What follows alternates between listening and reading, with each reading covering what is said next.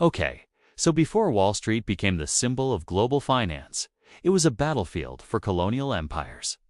And that's not me saying that just because they fought over this land back in the day, we should have named it after someone else. No, no, no. That's not what I'm saying at all. In fact, I think that's exactly why Wall Street is so powerful. The story of how it got that way is a really great example of how one small battle can have ripple effects that last for centuries. So here goes. The year is 1624, and the location is New Amsterdam. The Dutch West India Company has just purchased Manhattan from the local indigenous people, and they need a place to trade. But there's a problem. See, right now, it's just a swamp full of mosquitoes. So first, they need to drain the swamp. Then they're going to need to build something called a fort. And finally, they'll establish a settlement within the protective walls. That settlement would eventually become Lower Manhattan, including Wall Street. Now, if you've watched any other videos, you'll know that the Dutch were actually the second European power to arrive here. The Spanish had established settlements further south in what is today Florida. They even had a brief fort up near here in the 1500s. But then the English showed up in the 1620s. And so the Dutch realized if they wanted to establish any kind of empire in North America, they had to get going pretty quickly. And that's exactly what they did. After establishing a settlement at the southern tip of Manhattan, the Dutch began to build up their colony. They built houses, stores, places to store supplies, and most importantly, somewhere to store guns. After all, this was the middle of the 17th century, and Europe was absolutely bonkers when it came to killing each other. So having defenses was important. In fact, the main reason they settled here was because of this river. You see, they weren't planning on building a city. They just needed a place to store supplies while they explored the area. And they figured, since the Hudson River was such an important trade route, they might as well set up shop here. And to protect their little shop, they built a wall around the settlement, hence the name Wall Street. Now, it wasn't much of a street at the time. It was more like a road running along the wall that surrounded the settlement. But eventually, it grew into a proper street. Then later, it became the center of commerce for the entire colony. And now it's where everyone goes to sit quietly and contemplate their crippling student loans. But let's go back to the beginning. The Dutch West India Company established this settlement in 1624. The company was chartered in 1621 by the Dutch as a way to help them compete with the Portuguese and English empires. Now, these guys were known as the WIC, and they were one of the first joint stock companies in history. Essentially, the Dutch government said, hey, we want to do stuff in the Americas, but we don't really feel like doing it ourselves. So why don't we charter a company to do it for us? So they sold shares in this company to whoever would listen.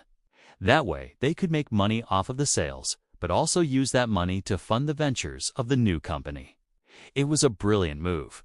By 1600, the Dutch were already making a lot of money off of trade with Asia, but they wanted more. And so the WIC became one of the largest navies in the world. And part of their mission was to establish settlements all across the globe, including right here in the Americas.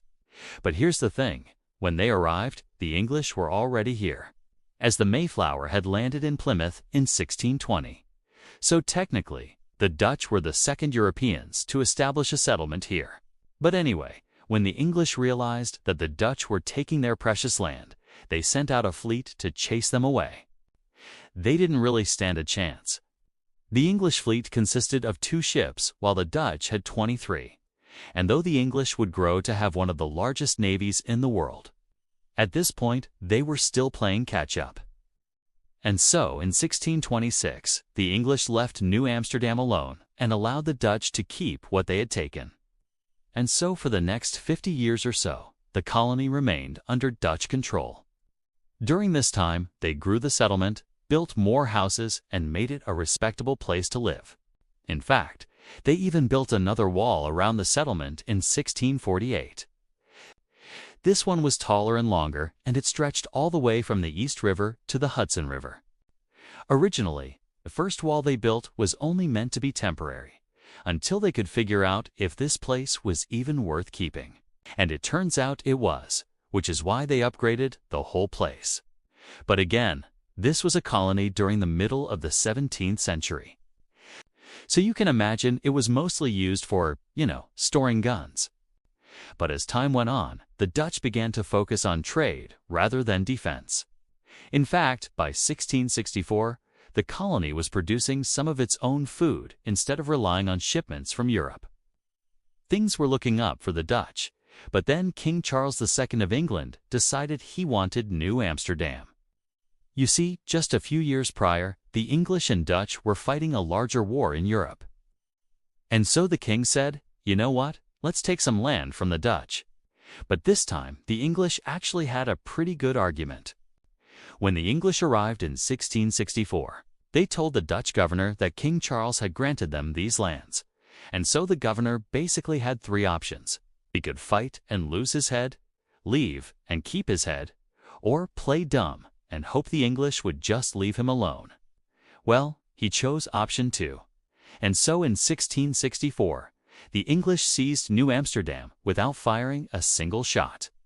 Within a few years, they renamed the city New York. And as we mentioned earlier, they replaced the Dutch wall with a nicer brick one. And that brings us to the end of our story. From here, the English would grow New York into one of the largest cities in the world. They encouraged more commerce and international trade, and soon the streets of New York were filled with merchants and bankers. In fact, the New York Stock Exchange was founded here in 1792, and it's been the center of American finance ever since. So now we have Wall Street to thank for all those exciting games of Monopoly we played as kids. But seriously, this area was already a center of commerce before the stock market, and that's thanks to British rule. But then again, the Dutch had already built the foundations for the colony. Without them, who knows what would have happened here? Maybe the English wouldn't have stopped by.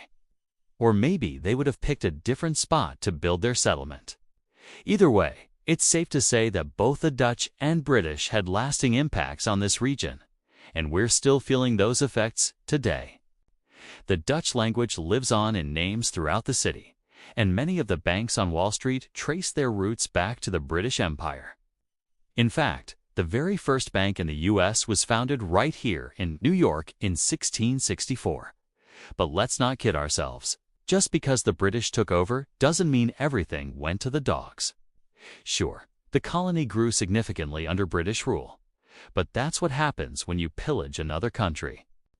Still, despite all the pillaging and fighting, it's hard to deny that this entire area wouldn't be what it is today without the Dutch and British. But anyway, that's all we have for you today. Thank you for watching. Like and subscribe if you haven't already. We'll see you next time.